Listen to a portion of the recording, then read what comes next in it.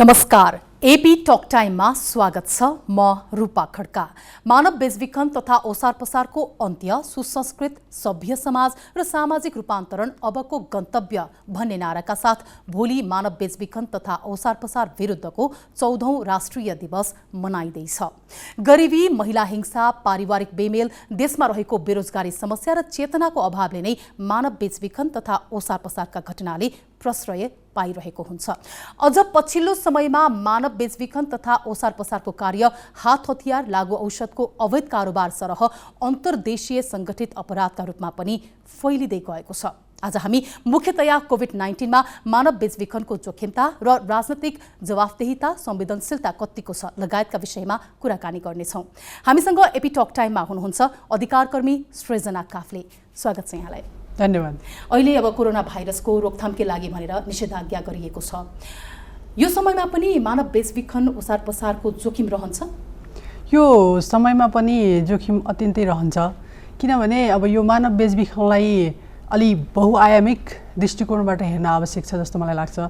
अहिले यो कोभिड जुन छ, कोभिड-19, यो बिचमा अब विभिन्न किसिमको दलालहरूको आफ्नै खालका गतिविधिहरू सञ्चालनमा भइरहेका हुन्छन्। किनभने अहिले त मान्छेसँगको पहुँच फिजिकल भौतिक रूपमा मात्रै होइन, विभिन्न सामाजिक सञ्जाल लगायत चाहिँ नि विभिन्न ढङ्गले पुग्न सक्ने अवस्थाहरू छ र यो अवस्था अत्यन्तै जोखिमपूर्ण हो भन्ने मलाई लाग्छ हरेक हिसाबले। विशेषतः कस्ता समुदायका अनि कति उमेर समूहका व्यक्तिहरू चाहिँ बढी मात्रामा यो बेचबिखनको जोखिममा पर्ने गरेका छन्? अब यो एउटा पाटो के छ भने मानव बेचबिखन अथवा महिला हिंसा, यी विषयहरूमा एउटा अध्ययन अनुसन्धानको पाटो छ। मैले यसलाई कसरी हेर्छु भने एउटा अध्ययन अनुसन्धानको तथ्याङ्कलाई हेर्ने हो भने चाहिँ अब विभिन्न किसिमका अध्ययन अनुसन्धानहरू छन्। यसमा यो कसरी अध्ययन गरिएको छ भन्ने कुरामा पनि यो डिपेन्ड गर्छ।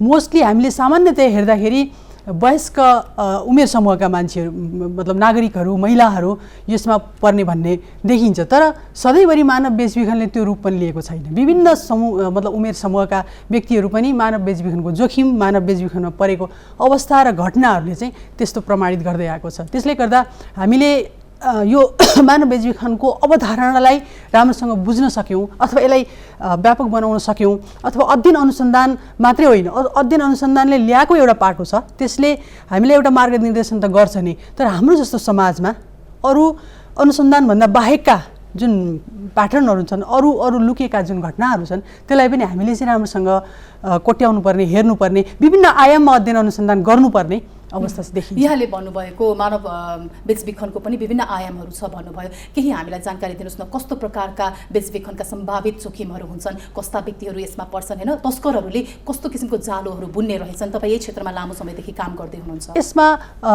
मुख्य रूपमा चाहिँ यो मानव बेचबिखन सुरुदेखि नै हामीले सुन्दै पनि आएको हो, होइन।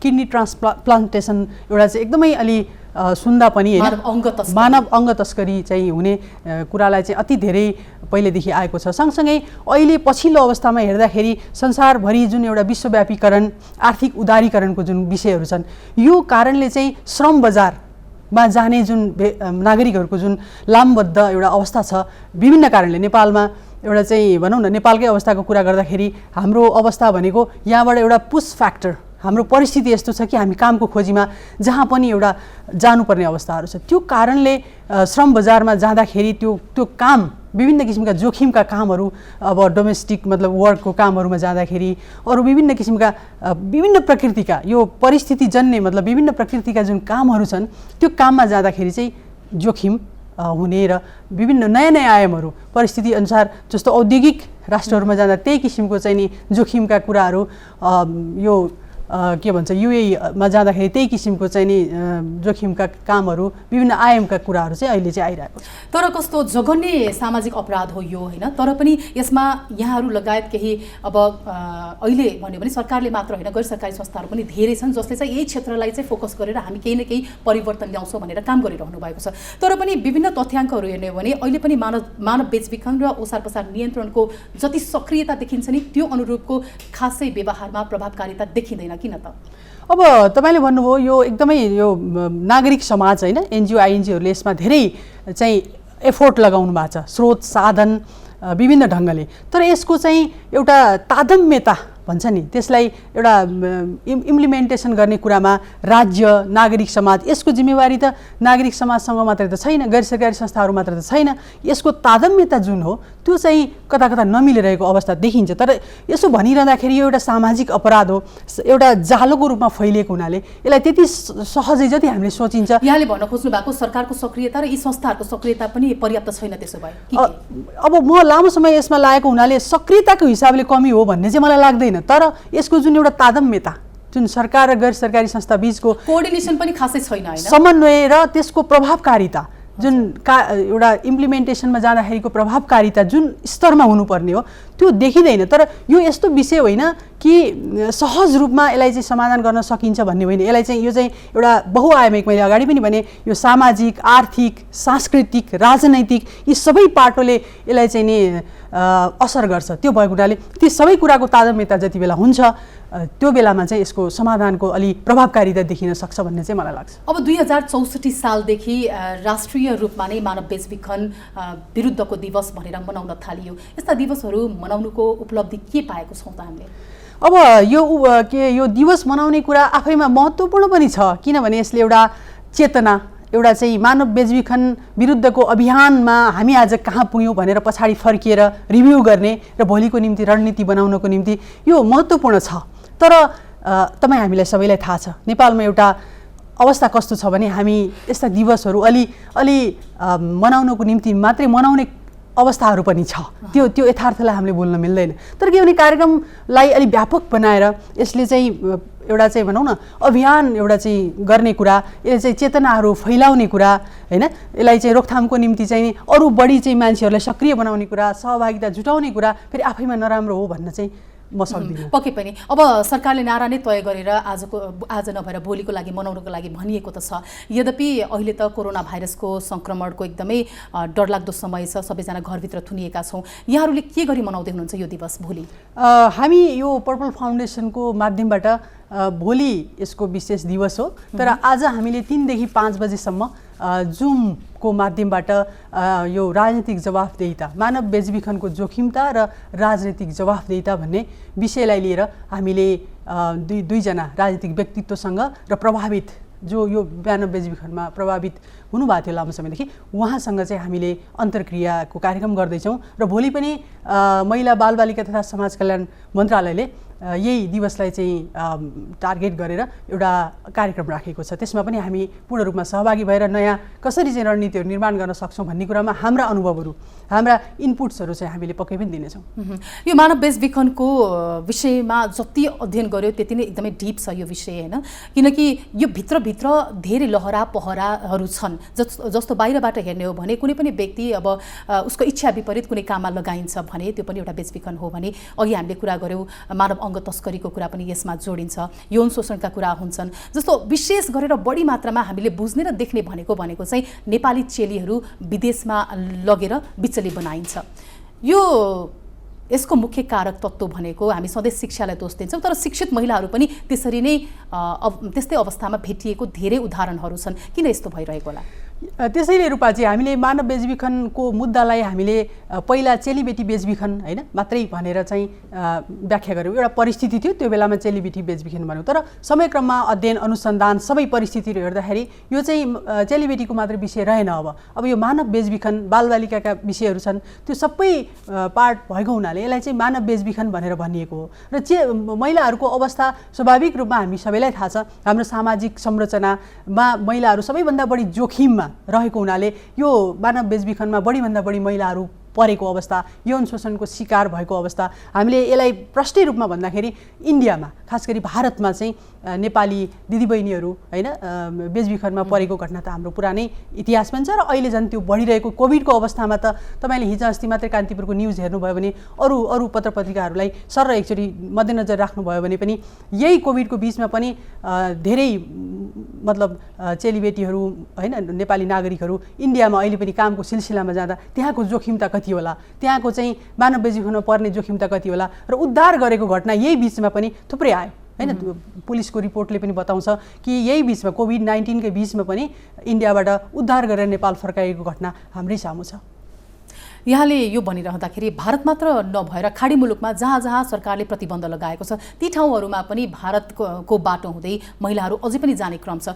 हामीले कस्ता किसिमका कार्यक्रमहरू ल्याउन सक्यो, सरकारको तर्फबाट कस्ता नीति नियमहरू ल्याउन सकियो भने चाहिँ यो जालोलाई नियन्त्रण गर्न र महिलाहरूलाई नेपालमै केही गर्नको लागि पनि अलि उत्प्रेरणा दिन सकिन्छ? हजुर, यसमा रणनीतिक हिसाबले हामी अति धेरै कामहरू गर्न बाँकी छ र म यही अहिलेको सन्दर्भमा एउटा कुरा के उठाउन चाहन्छु भने अहिले धेरैभन्दा धेरै अब विभिन्न ढङ्गले राजनैतिक रूपमा जुन जवाफदेहिता हुनुपर्ने हो त्यो राजनीतिक जवाफदेहिता चाहिँ कम भएको कि राज्यले गर्ने कामहरू रेगुलर नियमित कामहरू गरिरहेकै छ, यसमा केही भन्नुपर्ने छैन। तर नेपालमा राजनीतिक पार्टीहरू पनि छन्।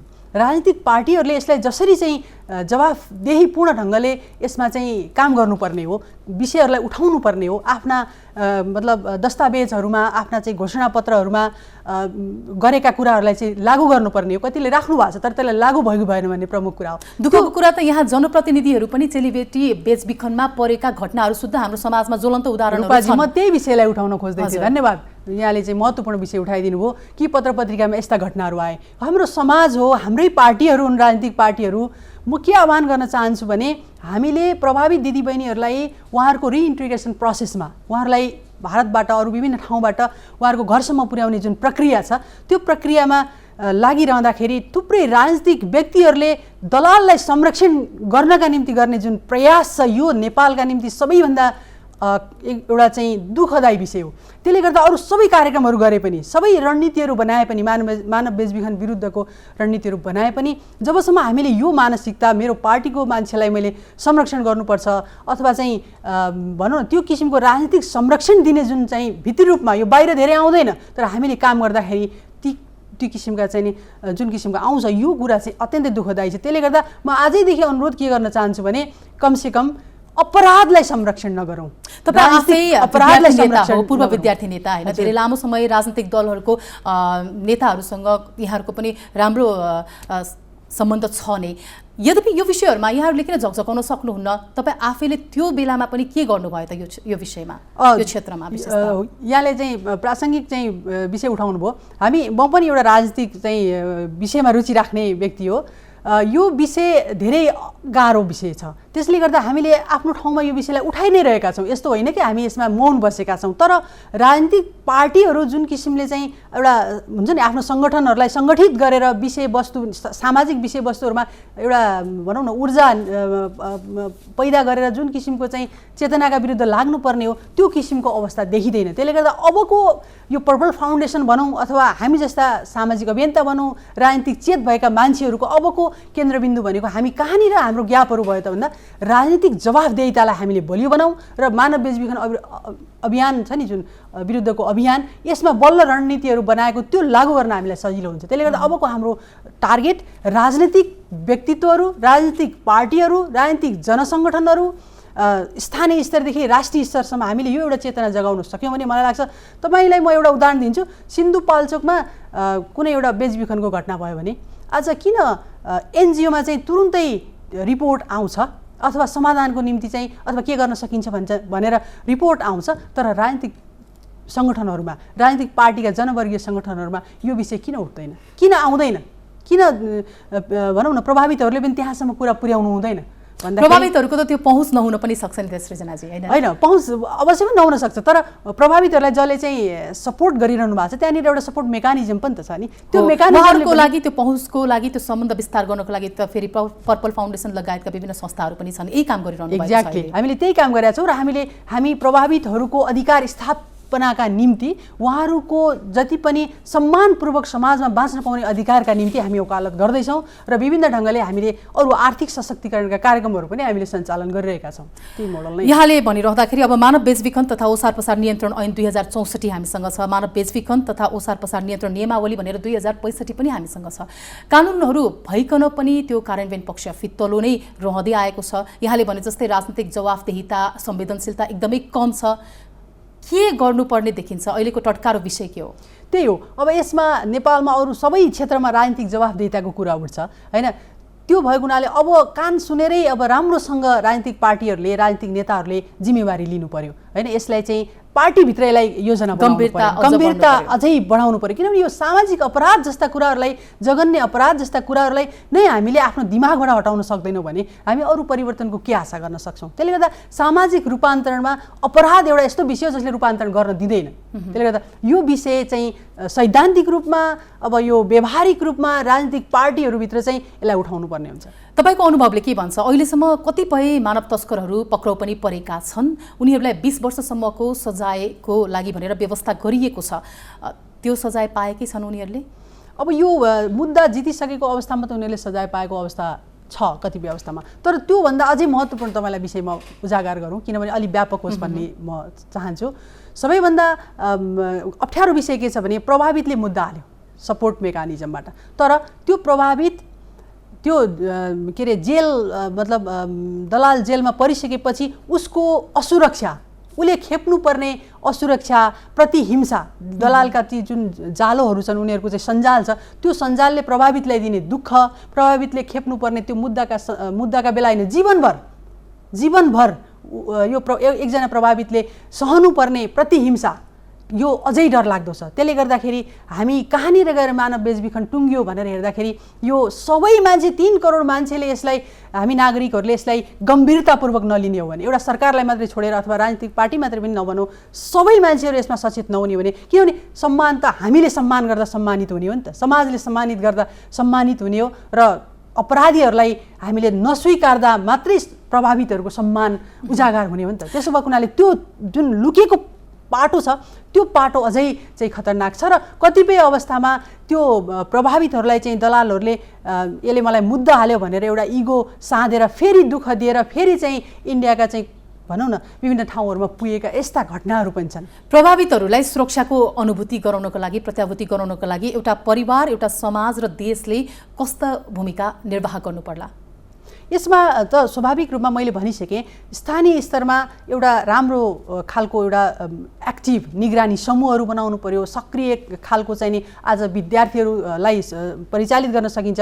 आज युवाहरू एकदमै धेरै जागरुक भएर आइराख्नु भएको छ होइन, विभिन्न सामाजिक अभियान गरौँ, सोसल वर्क गरौँ भनेर। आजको समाज परिस्थिति धेरै फरक छ, यो परिस्थितिलाई कसरी हामीले क्याप्चर गर्न सक्छौँ, उनीहरूको त्यो जुन एउटा स्पिरिट छ त्यो स्पिरिटलाई हामीले कसरी पक्रिन सक्छौँ भन्ने कुरा चाहिँ यसमा निर्भर गर्छ। त्यसले गर्दा हामी सबैको एकता यो नै महत्त्वपूर्ण कुरा हो भन्ने मलाई लाग्छ। सामान्य व्यक्ति मानव बेचबिखन र ओसार पसारबाट जोगिनका लागि चाहिँ उसले के गर्नुपर्छ, के कुरा जति चाहिँ उसलाई ज्ञान हुनु पर्ला?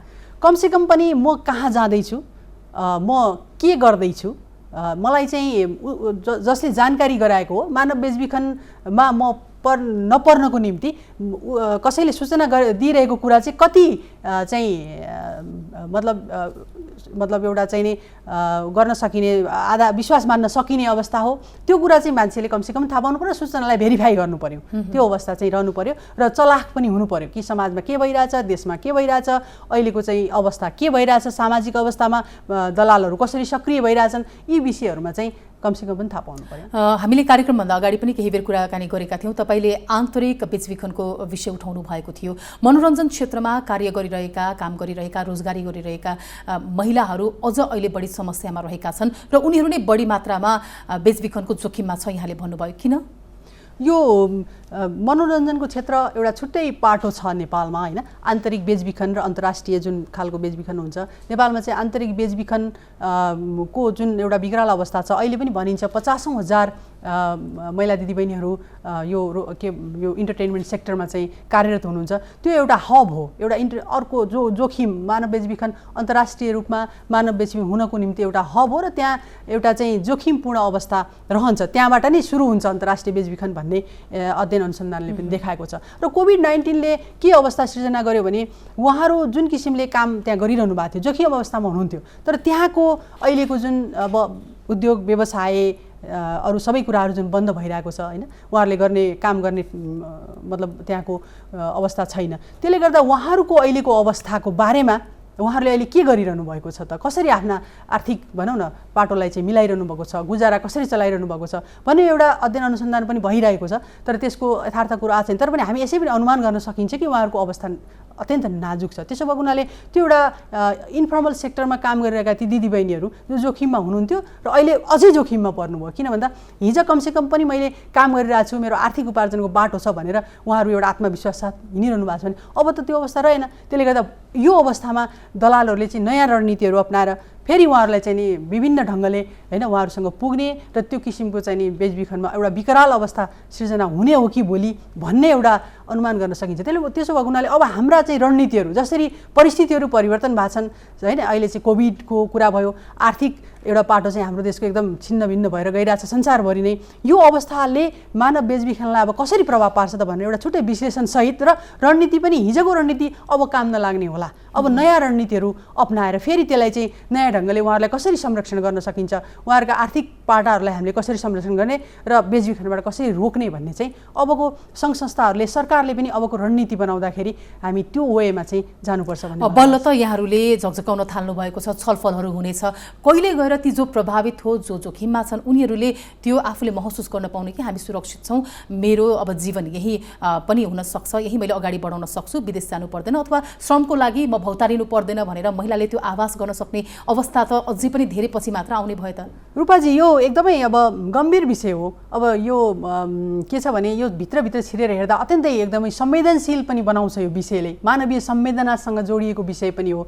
तर आशा गरौँ हामी सबै लागिरहँदाखेरि एउटा पोखरीमा सानो छेस्का मात्रै होइन झऱ्यो भने पनि त्यसको प्रभाव परसम्म पुग्छ भन्छन्। त्यसले गर्दा अब मिडियाकर्मी साथीहरू, तपाईँ जस्तो साथीहरू हामी सबै लागेर एउटा राम्रो रणनीति बनाएर अगाडि बढौँ। मलाई लाग्छ अब केही समय त गाह्रै छ यो विषयलाई हामी व्यापक रूपमा लैजानको निम्ति, तर केही समय पछाडि केही न केही परिवर्तनका चाहिँ रेखाहरू चाहिँ आउँछ भन्ने मलाई विश्वास छ। सृजनाजी, हामीले महिलाहरूको कुरा गऱ्यौँ होइन, कतिपय अब पुरुषहरू पनि यसरी नै बिचल्लीमा पर्ने गरेका छन्, विदेशमा होस् अथवा जहाँ पनि इच्छा विपरीत कुनै पनि कार्यमा उनीहरूलाई लगाइन्छ भने त्यो पनि एउटा बेचबिखनको रूप नै हो। बालबालिकाको स्थिति के छ? बालबालिकाहरू त अब हामी जसरी महिलाको कुरा गर्छौँ, महिलासँग जोडिएर बालबालिकाको अवस्था त स्वाभाविक रूपमा आउँछ। अब हाम्रो यो चाहिँ बाल श्रम भनौँ न, हाम्रो एउटा सानैदेखि बाल श्रम चाहिँ स्थापित जस्तै भएर चाहिँ समाजमा आइरहेको अवस्था छ। बालबालिकाहरूको अवस्था पनि अत्यन्तै यो त झन् अर्को अपराधको एउटा चाहिँ विकराल रूप छ। किनकि यो लकडाउन र अहिले निषेधाज्ञाको बिचमा केही खुलेको समयमा पनि राजधानीबाटै केही बालबालिकालाई चाहिँ कसैले लिएर जाँदै थियो र समाइएको थियो होइन।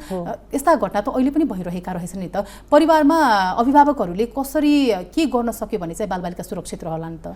अब यस्तो गाह्रो छ अहिले परिवारभित्र एउटा चाहिँ नि भनौँ न दुईजना श्रीमान श्रीमती पनि आफ्नै काममा व्यस्त रहेको अवस्था, बालबालिकाहरूको पनि बिचमा त अब पढाइका कुराहरू पनि रहेन होइन, कतिपय अवस्थामा त्यो पनि रह्यो। त्यसले गर्दा त्यो अवस्थामा चाहिँ प्यारेन्टिङ नै सबैभन्दा महत्त्वपूर्ण कुरा हो। बालबालिकालाई चाहिँ आफ्नो बालबालिका संरक्षण गर्ने घरभित्रबाटै अब भनौँ न बेचबिखनमा पर्नु भनेको त अत्यन्तै दुःखदायी कुरा हो। त्यसमा चाहिँ सबभन्दा त प्यारेन्टिङ उहाँहरूले चाहिँ यो विषयमा चाहिँ जानकारी लिने, त्यसपछि अब कहाँ नजिकका आफ्ना वरिपरिको भनौँ न एउटा चाहिँ सूचनाहरू लिने, त्यो नै महत्त्वपूर्ण कुरा हो। अब चेतनाकै कुरा गर्ने हो भने विभिन्न कार्यक्रमहरू आयोजना हुने गरेको छ, त्यो कारणले गर्दाखेरि पनि केही हदसम्म घट्यो कि भनेर अनुमान लगाउन सकिन्छ। अहिलेको अवस्थासम्म आउँदा योभन्दा अगाडिका वर्षहरू र अहिलेलाई हेर्दाखेरि मानव बेचबिखन र उसार पसारको दृष्टिकोणले कस्तो पाउनु भएको छ? यो चाहिँ हामीले तुलनात्मक एउटा अध्ययन गर्ने हो र त्यसलाई चाहिँ एउटा भनौँ न रिभ्यू गर्ने हो भने अब यसलाई राम्रो मान्ने अथवा नराम्रो मान्ने, पहिलाभन्दा बेचबिखनको घटना, हिंसाको घटना एकदम धेरै स्वाटै बढेको देखिन्छ। यो चाहिँ के भने अब यो प्रजातन्त्र प्राप्ति पछाडि होइन नेपालमा चाहिँ अलि महिलाहरू पनि सशक्त हुँदै आउनुभयो, सङ्घ संस्थाहरू पनि त्यस्तै गरी विकास हुँदै गयो र यो वकालतका भनौँ न एडभोकेसीका कामहरू पनि अगाडि बढ्दै गयो, पुलिसमा रिपोर्ट गर्ने भन्ने पनि बढ्दै गयो। त्यसले गर्दा घटनाहरू हिजोभन्दा आज घटेको भन्दा पनि बढेकै देखिन्छ। तर के भने अब एउटा परिस्थितिमा कहीँ गएर हामीले अध्ययन गऱ्यौँ भने एउटा समुदाय स्तरमा गएर चाहिँ केही चेतनाका कामहरू, केही चेतना स्तर बढेको अवस्था पनि छ। तर त्यसले चेतना स्तर त बढ्यो, तर त्यसले कस्तो रूप लियो त? हिजो भारत जाने दिदीबहिनीहरू आज इजरायल जानुभएको होला, हिजो भारतमा जाने दिदीबहिनीहरू आज युए जानुभएको होला। त्यसको स्वरूप परिवर्तन भइरहेको छ कि। त्यसले गर्दा मानव बेचबिखन र वैदेशिक रोजगारी, मानव बेचबिखन र यो होइन श्रमका विषयहरू असाध्यै जोडिएर आउँछन्। तर सँगसँगै होइन एउटा मोबिलिटीको कुरा पनि छ, मान्छेले हिँडडुल गर्न पाउनु पाउनुपर्छ भन्ने अधिकारको कुरा बन्छ, काम गर्न पाउनुपर्छ भन्ने अधिकारको कुरा बन्छ।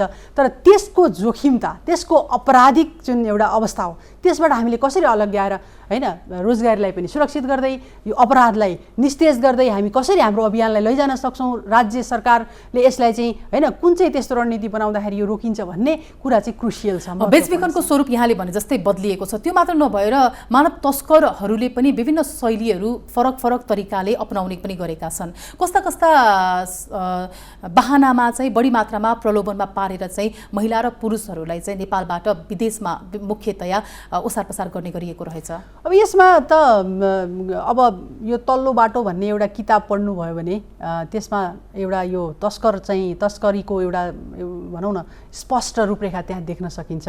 अब अमेरिकाकै तस्करी चाहिँ अमेरिकासम्म कामका लागि हैन कसरी चाहिँ हाम्रा दाजुभाइहरू दिदीबहिनीहरू त्यहाँसम्म पुग्नुहुन्छ भन्ने त हामी सबैले पत्रपत्रिकामा आएका कुराहरू घटना भनौँ न कथाहरू त्यहाँबाट पनि प्रष्ट हुन्छ। त्यसले गर्दा महत्त्वपूर्ण रूपमा चाहिँ कामकै लागि हैन बढी चाहिँ गएको हुन्छ। तर काममा जाँदाखेरि त्यसपछि अपराधिक कामहरूमा लगाउने, त्यसपछि अरू विभिन्न जोखिमपूर्ण कामहरूमा लगाउने भन्ने त यो देशपिच्छे हैन विभिन्न चाहिँ स्थानजन्य कुराहरू, कामको परिस्थितिजन्य कुराहरूले चाहिँ निर्धारण गर्ने। तर त्यस्तो अवस्था भोगेर विदेशमा एकदमै अप्ठ्यारो भइसकेपछि नेपाल फर्किनेहरूलाई चाहिँ सरकारले पनि त कुनै न कुनै उपाय त दिनुपर्ने हो नि त, हैन र? एकदमै त्यहाँ चाहिँ त्यो महत्त्वपूर्ण कुरा के छ भने यहाँ दुईटा एप्रोचको कुरा छ मानव बेचबिखनभित्र पनि। तपाईँले उठाउनुभयो गम्भीर कुरा हो। यहाँ अधिकारमुखी एप्रोच एउटा भनिन्छ भने अर्को चाहिँ वेलफेयरमुखी एप्रोच हैन। अब सरकार हाम्रो परम्परा कस्तो छ भन्दाखेरि अप्ठ्यारोमा परेको दिदीबहिनी दाजुभाइ जो हुनुहुन्छ उहाँलाई चाहिँ विदेशबाट नेपाल ल्यायौँ, त्यसपछि सो हार्ड, त्यसपछि त्यहाँसम्म चाहिँ वेलफेयरको काम त हामीले गऱ्यौँ, उहाँहरूलाई चाहिँ फर्कायौँ, ठुलो काम गऱ्यौँ भन्ने लाग्छ होला। तर त्यसपछि जुन उहाँहरूले पाउनुपर्ने अधिकार, उहाँहरूले ससम्मान जिउन पाउनुपर्ने भनेको ससम्मान भन्ने बित्तिकै त्यहाँ आर्थिक पाटोको कुराहरू भयो, सामाजिक रूपमा स्टिगमाटाइजेसन गर्ने कुराहरू हो, त्यसलाई हैन सामाजिक रूपमा चाहिँ चेतनाले त्यसलाई हटाउँदै जाने र उनीहरूले पाउनुपर्ने आत्मसम्मानको कुरा छ नि त्यसलाई चाहिँ प्रतिस्थापित गर्ने कुरा, यी कुरा अझै महत्त्वपूर्ण छ। त्यसले गर्दा हामी अधिकारमुखी एप्रोचबाट चाहिँ जान आवश्यक छ। यहाँसँग यति कुराकानी गरिरहँदाखेरि विशेषतः मलाई चाहिँ के लाग्यो भने आर्थिक सबलीकरणको माध्यमबाट मात्र यो किसिमको अपराध न्यूनीकरण गर्न सम्भव रहेछ। एउटा एप्रोच चाहिँ आर्थिक सशक्तिकरण चाहिँ हो यो बाटोमा। तर यसो भनिरहँदा पैसा त हातभरि भयो, भोलि हामीले उद्योग धन्दा कल कारखाना खोलौँला, एकजना प्रभावितलाई ल 1 लाख रुपियाँ तपाईँले तलब दिनु होला, तर मनभरि पीडा, समाजले लगाएको आरोप, परिवारले नस्वीकारेको कथा, बच्चाहरूसँग टाढिएको अवस्था, त्यो कहाँनिर कसरी समाधान हुन्छ? त्यसो भए त समाजमा पुनर्स्थापित हुन चाहनेहरूलाई चाहिँ समाजले सहज रूपमा स्वीकार गर्न सक्नु पर्यो नि त, त्यो समाज परिवर्तन गर्नु पर्यो। हो, त्यही भएर अहिले सरकारले पनि सामाजिक रूपान्तरण अबको गन्तव्य भने चाहिँ धेरै सान्दर्भिक हामीले एप्रिसिएट पनि गर्नुपर्छ। किनभने सामाजिक रूपान्तरण भनेको हाम्रा सोचहरू, हाम्रो मनमा रहेका, दिमागमा रहेका ती चिजहरू, हिजोदेखिका जुन परम्परागत महिलाहरूलाई हेर्ने चाहिँ आँखा छ, दृष्टिकोण छ, त्यसलाई परिवर्तन नगरेसम्म फेरि यो चाहिँ पक्कै पनि। अन्त्यमा पर्पल फाउन्डेसनले केही समय अगाडिदेखि कोभिड-19बाट सम्भावित जोखिममा रहेका जो पनि भारतबाट आएका महिलाहरूको लागि भनेर यहाँहरूले एकदमै हाइजेनिक एउटा प्याकेज नै तयार गरेर पनि बाँड्नु भएको थियो। थोरै यसको बारेमा बताइदिनुहोस्। यो पर्पल फाउन्डेसनले कोभिड-19 जुन कोरोनाबाट हामी चाहिँ एउटा आक्रान्त बन्यौँ, त्यो बेलामा एउटा चाहिँ हामीलाई कस्तो एउटा भावना आयो भने यो त एउटा विकराल परिस्थिति हो। हामीले देख्यौँ क्याराभानको रूपमा धनगढीको गौरीफन्टा नाकाबाट थुप्रै दिदीबहिनीहरू दाजुभाइहरू लस्कर चाहिँ लाएर चाहिँ नेपाल फर्किनु भएको छ। त्यो टेलिभिजनमा देखिरहँदाखेरि उहाँहरू पैदल रूपमा हिँडिरहनु भएको छ, पैदल आउनु भएको छ। यता भैरवाको नाकाबाट त्यस्तै छ हैन, अरू पूर्वतिर पनि थियो। त्यो गौरीफन्टा नाकाबाट आएको जुन न्युजहरू थियो त्यसले चाहिँ अत्यन्तै धेरै हामीलाई संवेदनशील बनायो। त्यहाँ महिला हुनुहुन्छ, त्यहाँ बालबालिका हुनुहुन्छ, महिलाहरू भनेका फरक आवश्यकता, एउटा चाहिँ फरकपन भएको एउटा नागरिक हो। हजुर, त्यही भएर पनि यहाँहरूले भित्री वस्त्रदेखि लिएर उहाँलाई चाहिने प्याड लगायतका सामानहरू पनि दिनुभएको थियो। त्यही समयमा हामीले चाहिँ उहाँहरूलाई सहयोग गर्नुपर्छ भनेर पर्पल झोला भनेर हामीले त्यहाँभित्र महिलाहरूको फरक आवश्यकतालाई थोरै भए पनि एउटा चाहिँ पर्पल झोलाको माध्यमबाट सहयोग गरे। हजुर, यो समय र संवादको लागि यहाँलाई धन्यवाद। हजुर, धन्यवाद रूपाजी। जघन्य सामाजिक अपराधका रूपमा रहेको मानव बेचबिखन तथा ओसार पसार नियन्त्रणका लागि सरकार र विभिन्न गैर सरकारी सङ्घ संस्थाले सक्रियता बढाए पनि नियन्त्रण हुन नसक्नुका कारणका बारेमा आज हामीले अधिकारकर्मी सृजना काफ्लेसँग कुराकानी गरिरहेका थियौँ। एपी टक टाइम अहिलेलाई सकिन्छ। हवस् त, नमस्कार।